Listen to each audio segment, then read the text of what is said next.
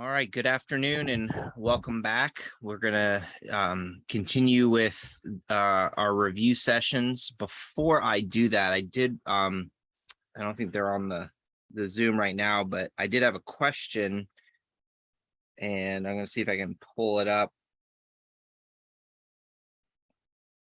Let's see here. Yeah.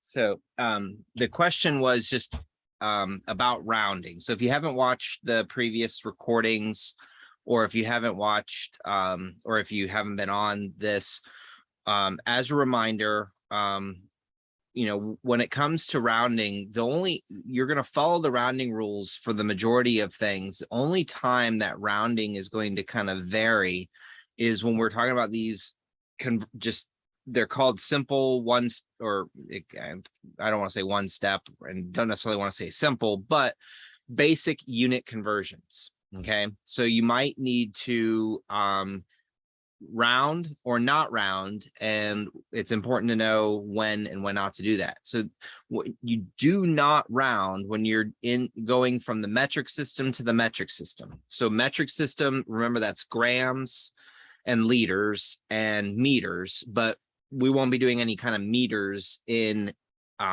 this. So when you go from grams to grams, when you go from liters to liters, and then any of the whether it's milligrams, micrograms, milliliters, liters, grams, when you're going from metric to metric, you do not round.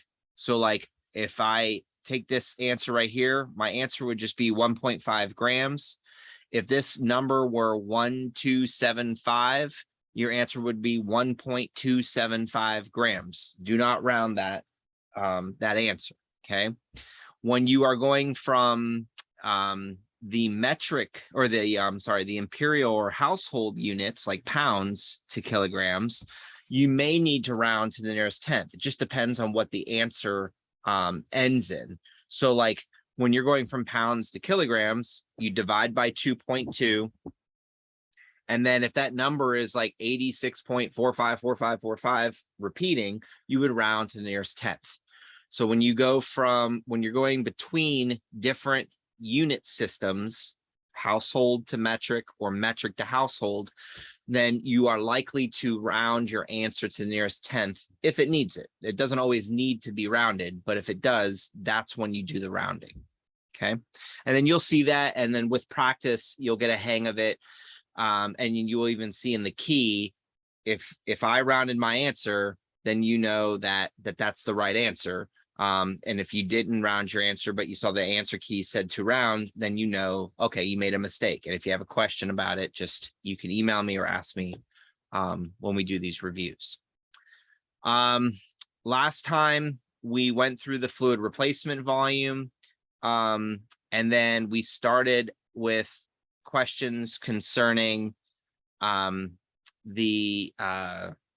how to calculate capsules and tablets and things like that. At least I think we did.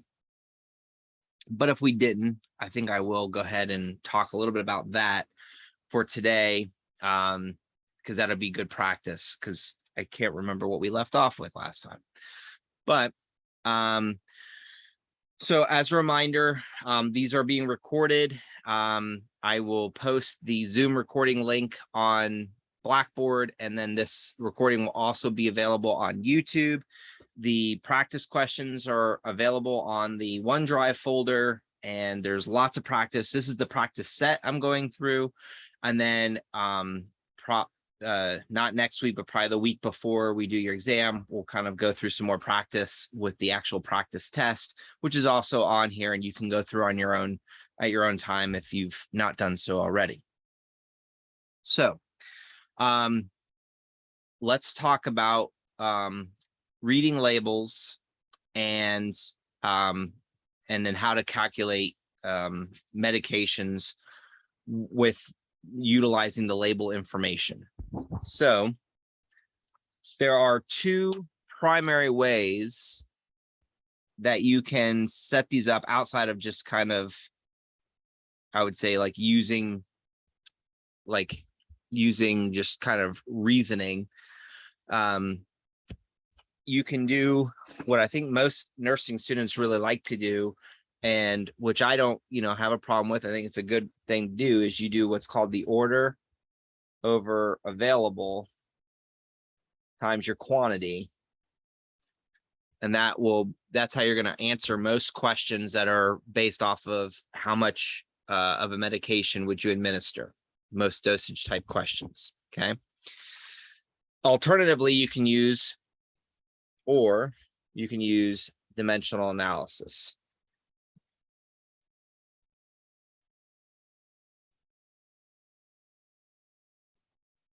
And sometimes, this is my preferred method when I don't know how to do anything.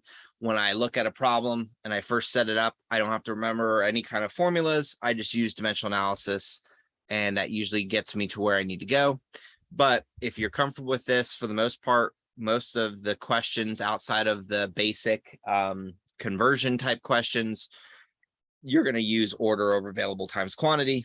And then I will even explain and how to break that down when you're looking at the practice questions, so you know what you're looking for. So going back to the practice set, I have a question here. So this is question 13. It says your patient is to receive 500 milligrams PO BID. You will give blank capsules. So a couple of things we need to know. First of all, I didn't mention the medication, but by process of elimination, we can see that there is a medication label here. And so this is what they must be talking about. But ideally, you'd want to say your patient is to receive 500 milligrams of cephalexin, PO BID. You will give blank capsules. So the order is 500 milligrams. So if I'm writing like writing down important numbers, the O for order would be 500 milligrams. PO, that abbreviation means per oral or by mouth. BID, BID means twice a day or every 12 hours. The other way that this might be written out is Q12H. Then the question is how many capsules we would give. So when we look at a label, we have to look at a couple things. We have to first of all make sure that we're looking at the label for the medication that we want. Then we're going to look for different numbers. We're going to look for 250 milligrams, as it says here. And then we're going to see that it says 100 capsules. What's important to know, and I apologize if I'm repeating myself from last time, but what's important to know is that it's not 250 milligrams per 100 capsules. That is, I've seen that mistake made. Don't make that mistake. This is a whole bottle of capsules. There's 100 capsules in this big bottle. Each capsule is 250 milligrams. Okay. That's important to know, because think about if you have ever seen like a bottle of Tylenol or, a supplement, you're going to see that it says how many there, and then it'll tell you how much per dose to get to the given quantities you're looking for. So like sometimes like Tylenol will say to take 2, because that's and then it'll on the back of the label it'll say 2 capsules equals 500 milligrams or whatever it is that you happen to be taking. Just keep in mind that you wouldn't be taking 2 whole bottles of Tylenol for a headache or an ache or a pain or whatever you're taking that for. Okay, so how would you do the math with this? You would do the math by first establishing a couple things. What do we have? What is our order? Our order, according to the question, is 500 milligrams. What do we have available? Okay. We have 250 milligram,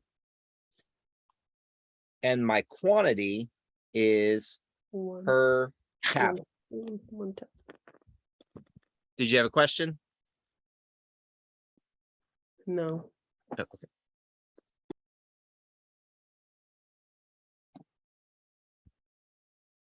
So all I'm going to do is, and if you sat there and you said the answer is 2, it's 2, it's 2, it is 2. But when we do these steps for the easier ones, they're the same steps that you're going to follow for the more difficult ones, which is why I'm painstakingly going through this and making you bear with me as I set these up. Plus, they want you to show your work. Oh yeah, it was a capsule, wasn't it? Sorry.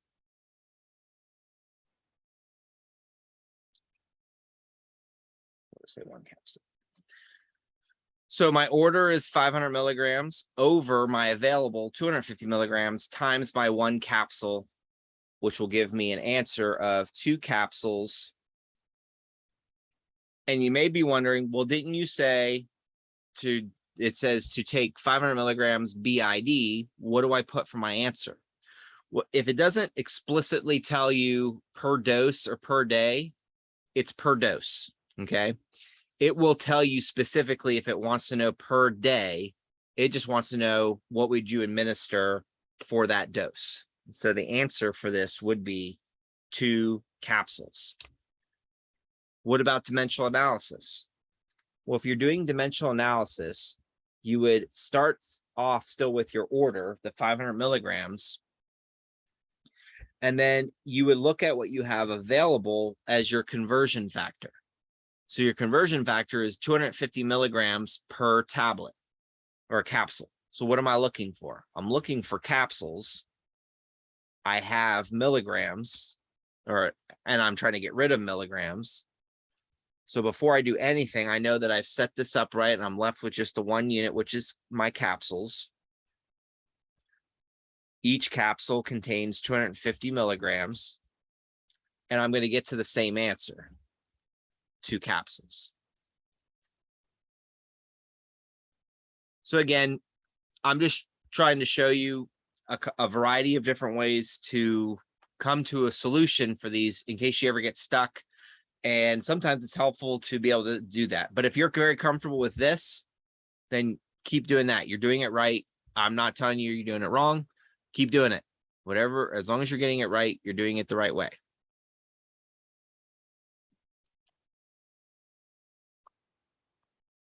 I just want to work through a couple more of these tablet type situations. All right. Here's another good one. So you're ordered Lanoxin. So it says your patient is ordered Lanoxin 0.75 milligrams. You have Lanoxin on hand as labeled below, and it tells you Lanoxin, which is the brand name for digoxin.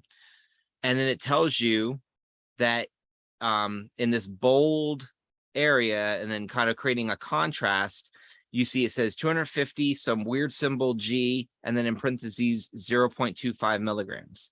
That weird symbol G is the micrograms symbol. And what that actually looks like is it kind of looks like the letter U, and then you'll see the micrograms. That is the same thing as this. And you'll notice that when I write my M's, they look like this. They don't look like this. This looks like a cursive U, G. Then that's MCG. They mean the same thing. Versus milligrams. Just trying to show you the different ways that you might see this. So this right here, this is the strength. And the reason it gives you the strength in 2 quantities is because this might have been ordered as 750 micrograms, but they ordered it as 0.75 milligrams. So you just follow and use whichever one fits the need for your order. So it's in milligrams, your order's in milligrams. So you're going to go ahead and use the milligram dosage. So it says 0.25 milligrams. And then what is these? What are these? These are tablets. Okay. And then it even tells you how many tablets would you administer. So using ordered over have, you would take the 0.75 milligrams over the 0.25 milligrams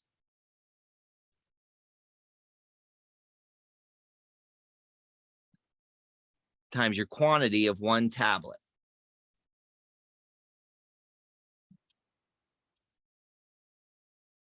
When you do that math, you're going to get an answer of 3 tablets.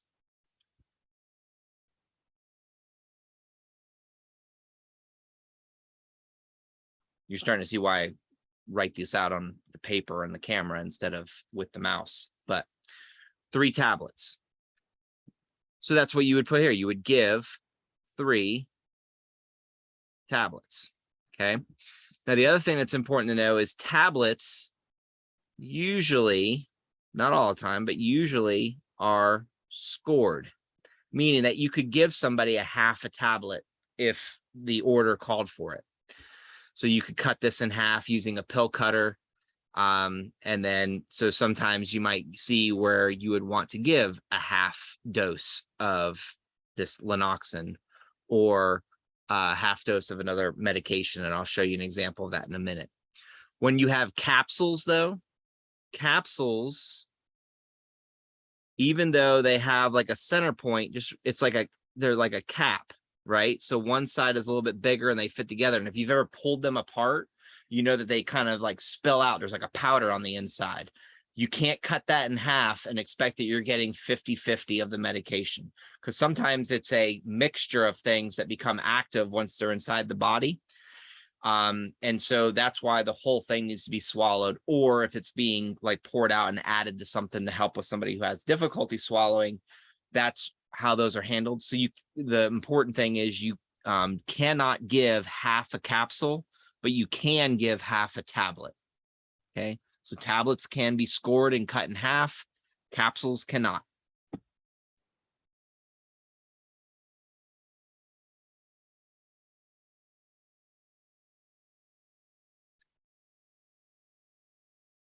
All right, here's another example. Now, this one requires a little bit of work on your part. The order is cimetidine, 0.8 grams. Then it says PO/QID. PO means by mouth. QID means quarter, 4 times a day, okay? And another way that this might be written out is Q6H, okay? So every 6 hours, which is 4 times a day. So the cimetidine is available as Tagamet, 400 milligrams, and there are 60 tablets in this whole bottle. So we don't need all 60, right? We just want to know how much to administer per dose. Now, we have a problem here. The problem is this, and this isn't a big problem, but the order is in grams. The available is in milligrams. So in order to solve this problem correctly, you need to convert either grams to milligrams or milligrams to grams.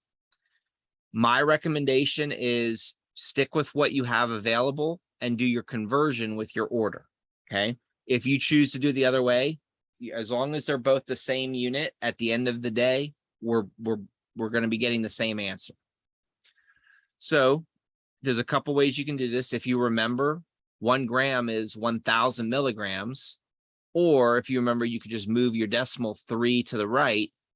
And so I'm going to get an answer, or I'm going to get a conversion here to 800 milligrams.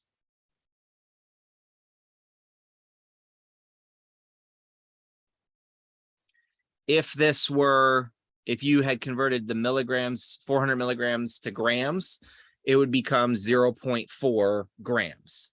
So that would just be another way of doing that.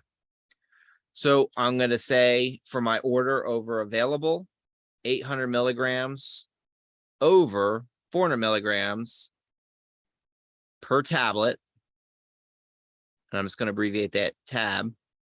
Will give you an answer of 2 tablets. And if you're ever wondering, do we need to write our units? I think it's a good practice, because you might get a test at some point that they won't indicate what it is. And so it's good practice to make sure that you know what you're looking for and then there's no doubt in your or whoever's grading the test's mind that you know the units that you're answering for.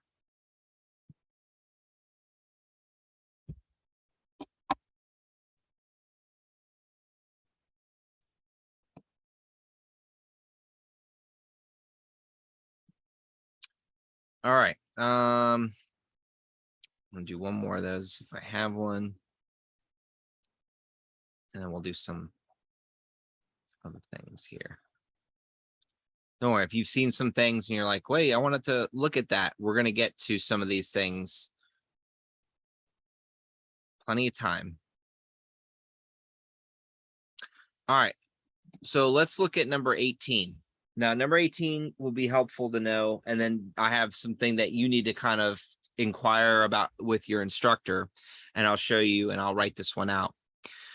So the physician orders Valium, 2.5 milligrams for Mr. Smith's anxiety. You have Valium tablets available, 5 milligrams, the 5 milligram tablets. How many tablets will you give Mr. Smith for his anxiety? So setting this up, what's the order? The order is 2.5 milligrams. Your available is 5 milligrams. And then your quantity is the 1 tablet. Now, the first thing you need to recall is remember that tablets are scored and can be cut in half. Okay. So you can imagine that that looks like this, and it's got a little thin line going right through it. So you could be cut in half. So you could give half a tablet if you needed to. Okay. Now I put the other half over here. That way it looks like I tried to cut them in half. Okay. So following this, first thing is most people, especially you nursing students, and I'm also in the line with this, is you don't like to do math where there's fractions. So just make this 2.5 milligrams. Okay. So following order over half, 2.5 milligrams divided by 5 milligrams times your 1 tablet will give you an answer of 0.5 tablets. Sometimes that's an okay answer. Sometimes they want you to write it like this. What I'm going to recommend to you is that you ask your instructor, whomever is going to be grading your test, ask them how they want you to write if you have an answer with like a half tablet. Is it okay either way? Or do they want you to write it as the half like fraction or the 0.5? They're the ones grading your test. They're the ones you need to ask so you can know how they want you to do it. So if somebody asks me, and you'll hear this later on, someone's going to say, what do we write, 0.5 or half? You need to clarify that with your instructor. Unfortunately, I feel like there's not consistency with that answer because some people are fine with it either way. Some people are more sticklers about it. And so you need to find out which way they want you to do it.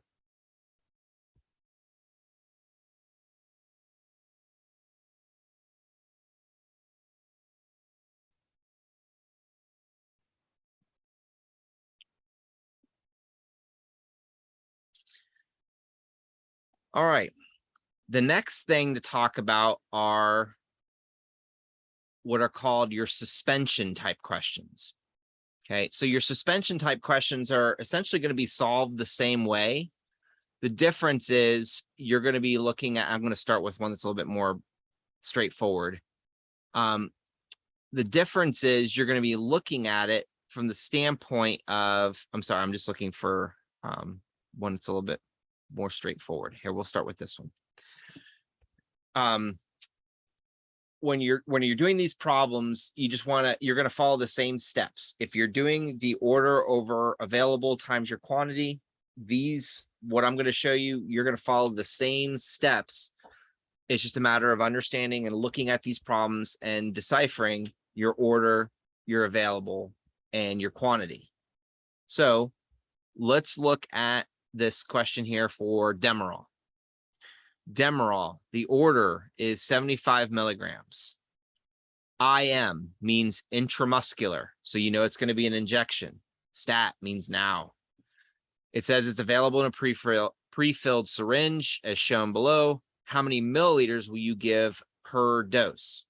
Now, if it didn't tell you how many milliliters to give, you can assume that because it's an IM. If you see IM, which is intramuscular, SC, which is subcutaneous, or IV, which is intravenous, then you know it is a liquid and that it would be in milliliters when you're solving it. Unless it specifically tells you to like calculate the teaspoons or the tablespoons.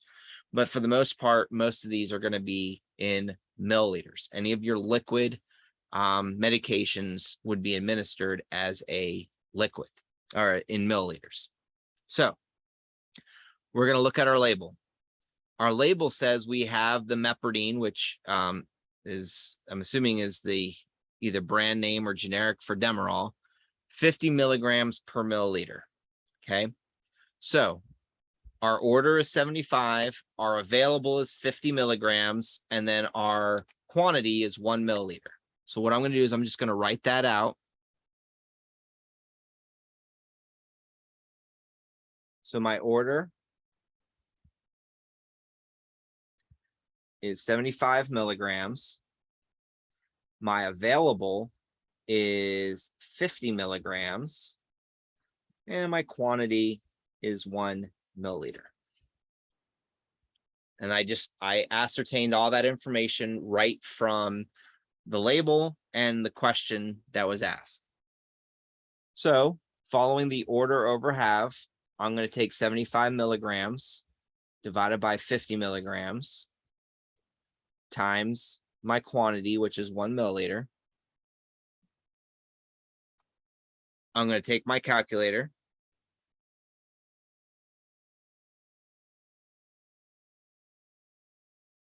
$75 divided by 50 is 1.5. So my answer would be 1.5 milliliters. Don't need to round that to 2.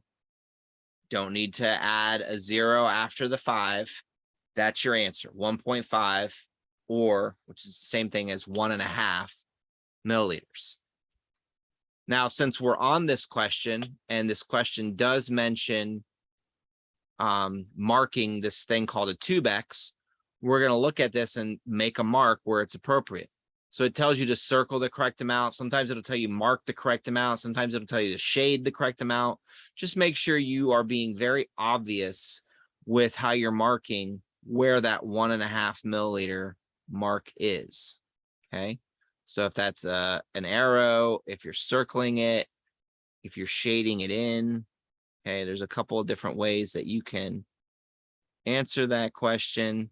And then obviously you would do a better job shading it in than I'm demonstrating. But it's just those are the 3 ways that you might indicate where that 1.5 milliliters is. Let's say you had an answer of 1.6 or 1.8 milliliters. You need to pay attention to what these little tick marks indicate. So this is at 1.5, and then this is at 2. And then I would look at it, say, so 1.5 is the same thing as 1.5. Then this would be 1.6, 1.7, 1.8, 1.9, 2. And then I can do 2.1, 2.2, 2.3, 2.4, 2.5. Okay. Here's 1, 1.1, 1.2, 1.3, 1.4, 1.5. So these are in increments of tenths. So it starts off at 0.1, 2, 3, 4, 5, 0.6, 0.7, 0.8, 0.9, 1. And sometimes it's just helpful to kind of go through and practice when you're marking the syringe, making sure you can identify that. The nice thing about these types of questions, when it tells you to like circle the correct amount or to mark something, is your answer should be listed on the Tubex itself. And so that should help you out if you ever get stuck. Like, how do I solve this? The answer's either going to be between 0.1 and 2.5. Obviously, you need to know which one it is. You never mark in between. So that'll be you'll know that it's not an answer if you get like 0. Or if you get 2.15, you can't mark that on here because there's no indication. There's no indication here. However, based off of rounding rules, you could probably round that up to the 10th place. So if it was 2.15, maybe we just round that up to 2.2, and that should be just fine. But I will say that you probably won't see a question that ends in that. That way you don't have to sit there and think about that. But if you do get an answer, like I said, of 2.15, 16, 17, 18, 5 and above, give it a shove. If it's 4 below, then it stays. It doesn't grow. Sorry, my son, who's in 4th grade, well, 3rd grade is when they learned how to do their rounding rules. And so he's got that stuck in my head. So you could practice another Demerol question right here. And there's another Tubex question here with the units. Or with another Tubex. So let's look at this Aldamet question. So it says Aldamet, as labeled below, your patient is ordered 400 milligrams PO, which is by mouth, TID, 3 times a day. This would also be written out as Q8H. The question is, how many milliliters will you give per dose? If it just said how much would you administer per dose, you could figure out that it's going to be milliliters because it says on the label oral suspension. It tells you the quantity of the oral suspension. So this whole bottle is 473 milliliters. And then you can see the strength at 250 milligrams per 5 ml. So let's write out what we know.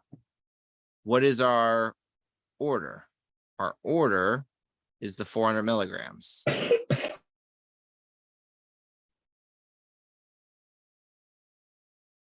Are available. I apologize. I was asking, you didn't have to answer the question. I was just getting you to think about how I ask myself these things. So what is my available? 250 milligrams. What is my quantity? Well, here's my strength, right? So that's my available 250 milligrams. My quantity is the 5 mil. So solving this question, this problem, I'm going to take 400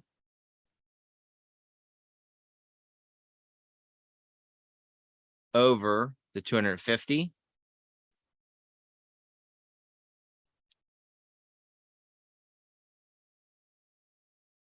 times now. So we're in the habit of writing a 1 here, but that's why you need to pay attention to what your quantities are. Just so you know, this is a commonly missed question, not because you can't do the math. It's just because you put a 1 here instead of a 5. You're putting a 5 here because that's what the label tells you to put there. The quantity is 250 milligrams per 5 milliliters. So make sure you're multiplying by the correct 5 milliliters. If it were 30 milliliters, if it were 15 milliliters, you're going to do exactly what it says on the label. And I'll show you an example of one where the numbers look a little bit weird. Okay. So 400 times 5 is 2,000 divided by 250. Your answer would be 8 milliliters.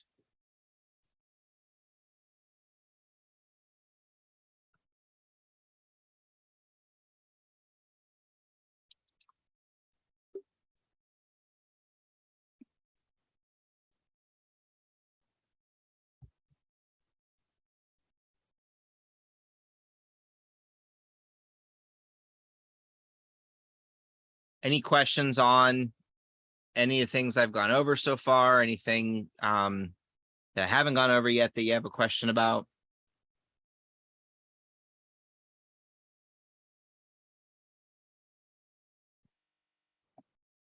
And if you do, you know that you can always send a message in the chat. You can send a private message in the chat if you think that your question is silly, but just so you know, everyone has the same questions. I've heard all sorts of silly questions over the years, and a lot of times it's only silly because, or it seems silly, but more people than, believe it or not, don't know what's going on. You're all kind of in the same boat unless you happen to be decent with math and chemistry and some of your other pre-science things that you've done already. All right. The last one of these that I'll go over is because I want to leave some of these for you to practice on your own if you haven't done so already. Oh, I should also mention, if the question asks you in teaspoons, make sure you make that final conversion to teaspoons. So you'll notice that it says it's available at 125 milligrams per 5 ml, but it asks how many teaspoons to administer. So usually this question gets missed because you will answer it correctly for milliliters, but incorrectly for teaspoons. So just make sure you do that. So I do like to show this potassium chloride question because this is one where things get a little bit wonky and you might have some questions as to how to answer this. So first and foremost, just remember, anytime there's something to mark, you know that your answer is on the cup, okay, or on the thing that we're marking. So it's going to be along here. We know we're looking for milliliters, so your answer is going to be one of these, okay, because we can't estimate when we look at a cup and then this one is very clear as to what you're looking for. So it tells you potassium chloride elixir, 40 milliequivalents. And you might be wondering, what in the heck is a milliequivalent? That's just the unit. It's how potassium chloride is measured. So it doesn't really matter because we're going to cancel it out anyways. But if you see that and you're not sure, just know that that's kind of what you're looking for to cancel out to get to milliliters. And I'll show you how we do that. So in my mind, when I look at that, I just think 40 milligrams. Okay. It means the same thing to me. And hopefully in some point in time, it'll mean the same thing to you. So don't get hung up on the different types of units. So there's milliequivalents. There are units. The units are units. So like heparin and insulin are measured in units. If you were doing like apothecary type calculations, there'd be drams and fluid ounces and different types of things. You won't see that on this test, but in other areas, you might see that. Or if you do other practice questions, you might see like the drams and things like that. Then it says, and it says PO by mouth, QID, so 4 times a day with juice, probably because it doesn't taste so great. And then it says potassium chloride 20 milliequivalent per 15 ml is available. So this is your available. This is your quantity. Your available is 20 milliequivalents. So this is your O. This is your A. And this is your Q. Notice that the 15 milliliters, that it's not 1 and it's not 5, it's 15. So the question is, how many milliliters will we give per dose? So if I'm doing order over half, my order is 40 milliequivalents.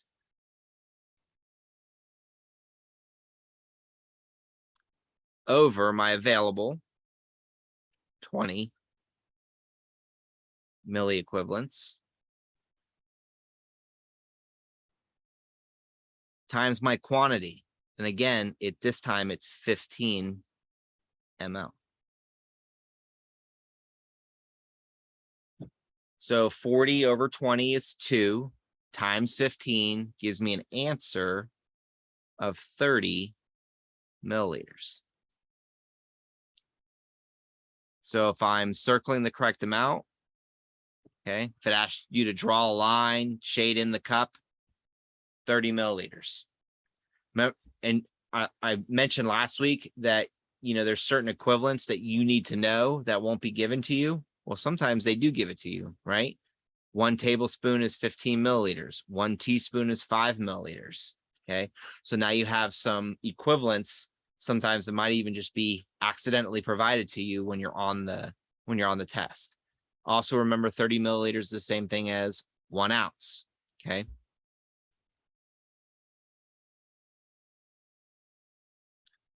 So there's quite a few of these I'll leave for you to practice. And then if you run into any problems or you're not getting the right answer for some reason, email me, let me know. And then I'll try and guide you and correct you and get you back on the right track.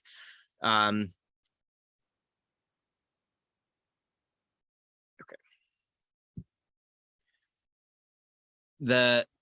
There's two other things I wanted to go over. That way you know what to look for when you're practicing some of these. So the sliding scale question, this is not necessarily a question about math. It's more so a question about, can you read and do what the table tells you to do? So it'll tell you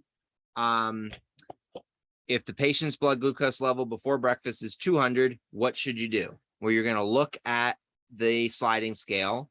You're going to look for where the 200 mark is, or you're going to look at the 200, and you're going to look for where that falls into. So you notice that the 200 falls into the 160 to 220 range. So what are you going to do? You're going to give them 2 units of regular or Humulin R regular U100 insulin. Okay, that's the answer. That's what you're doing. Sometimes it'll ask you to mark a syringe. Then you would just mark it at the 2. If the number fell between 221 and 280, you can mark it at 4 units, 6 units, 8 units, so on and so forth. You'll see that if it's less than 160, then you would give them no medication. And if it's over 400, you're going to call the doctor, because this is more of like a procedural question than it is a math type question.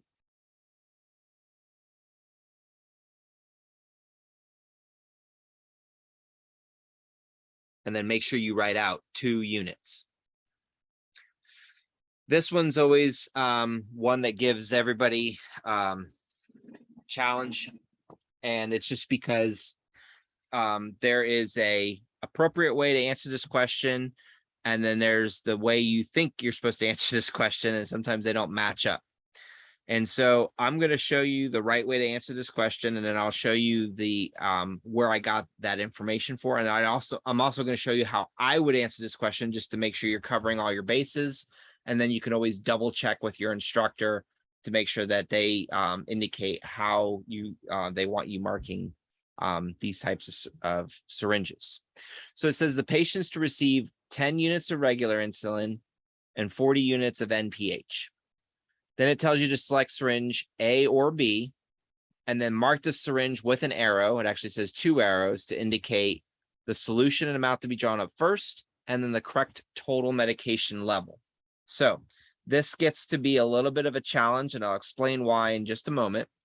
But the first thing you want to do is, first of all, when you're choosing the syringe, because we're talking about the unit here is units, okay? We want to choose the syringe that has units as an answer. So this one doesn't include units. This one does. So we're going to choose syringe B. So step 1, choose the correct syringe. The next thing it says is the solution and amount to be drawn up first. So if you haven't learned this yet, you will. You're going to do regular first. So I'm just going to write R first. And then you can just indicate that it's 10 units.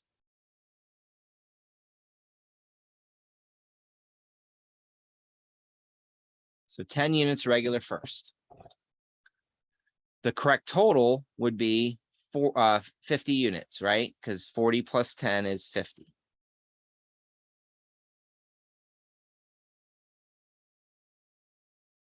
Now, you might be tempted to put a mark at 10 and a mark at 50.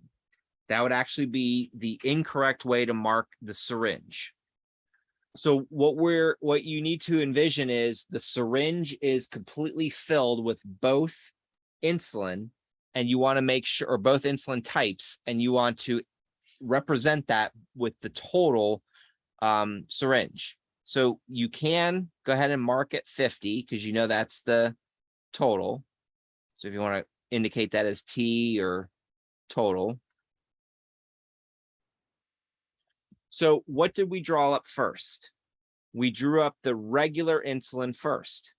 So would the 10 units of regular insulin be closer to the needle end, or would it be closer to the plunger end of the syringe? And the answer to that is it's actually going to be closer to the plunger end. So your regular insulin mark is actually going to be at the 40. And I know you don't like this, but I'm going to explain why that is in just a minute. In reality, what they're basically asking you to do is indicate that the 10 units exist between 40 and 50. And then between 0 and 40 is where you would find the NPH. So your NPH is actually down here. I know that looks like an MPH, but that's actually, let me see if I can erase that.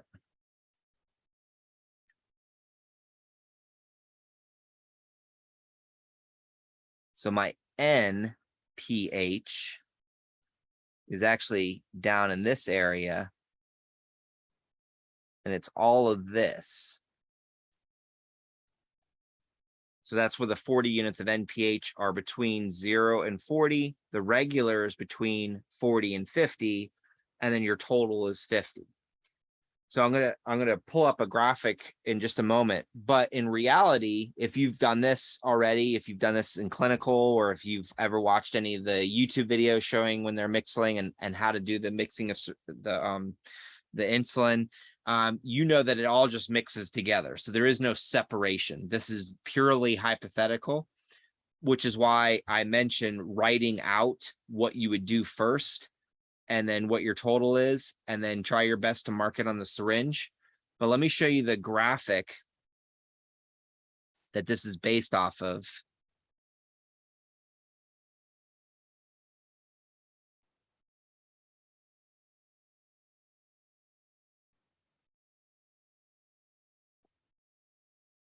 And you'll find this in the on Blackboard, or not on Blackboard, on the OneDrive folder. You'll see this picture, and this is just something I copied out of the one of the textbooks. And you can see where it says, you know, it's 10 units and 30 units, so just a different variation. But see how they mark the syringe, where they have the, here your total for this is at the 40. Your 10 units is between of regulars between 30 and 40. And then your NPH, or your, in this instance, it's humulin N, is between 0 and 30. So that's how they distinguish that. And then we can do,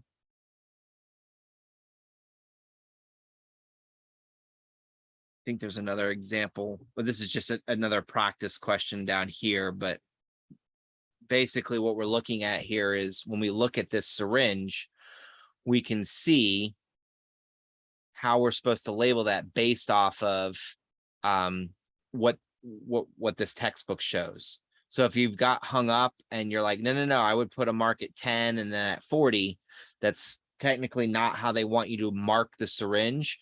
They want you to mark the syringe like this. And again, just like I mentioned with the half and 0.5, clarify with your instructors how they want you to mark your syringes, because sometimes they may even just change the question to just mark the total, and that's perfectly fine. And then also to say what you would draw up first. You always draw up regular insulin first, because regular insulin is the clear insulin, and the other insulins tend to have are cloudy. And so I guess the thing to kind of remember is clear before cloudy, but regular first is also a good thing to kind of follow when you're mixing insulin. And then for those of you who don't know, like the difference between the regular and like the other types of insulin is sometimes it's about when it acts. So the regular insulin might be more fast acting, and then the other ones might be more delayed, or vice versa. But there's a difference in how they act, which is why you might administer them together, but you're expecting to get two different results from that. And I guess it can be safely mixed together and help the individual manage their blood sugar levels.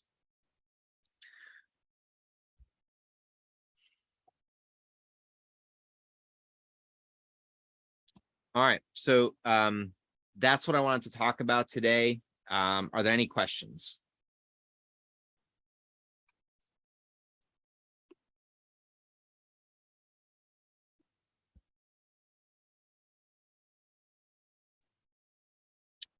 All right, well then, that'll be a good place to stop for today. Continue to practice. If you haven't been practicing, please continue to practice, and we will reconvene Next week on Thursday will be the next time I'll get together. So between now and next Thursday, practice some of these problems, and you know, the challenge is going to be, you know, what can you do? What are you struggling with? And then when we get together next week, I'll go through these as well. These are kind of examples of reconstitution questions. And then just so you don't struggle too much when you're going through this, you can ignore these sections, and I'll explain a little bit more why that is next time. But if you're getting hung up and you're like, what do I put? What do I write down? Just ignore the milliliters diluent added, and you should be good to go as far as that's concerned. So, all right, I'll go ahead and end it right there. Go ahead and practice. Yep, and you're very welcome. I'm hoping this is helpful for you guys. Make sure you're watching the replays if you need to. And if you have any other questions between now and next week, email me and I'll try to address them. So good. Great.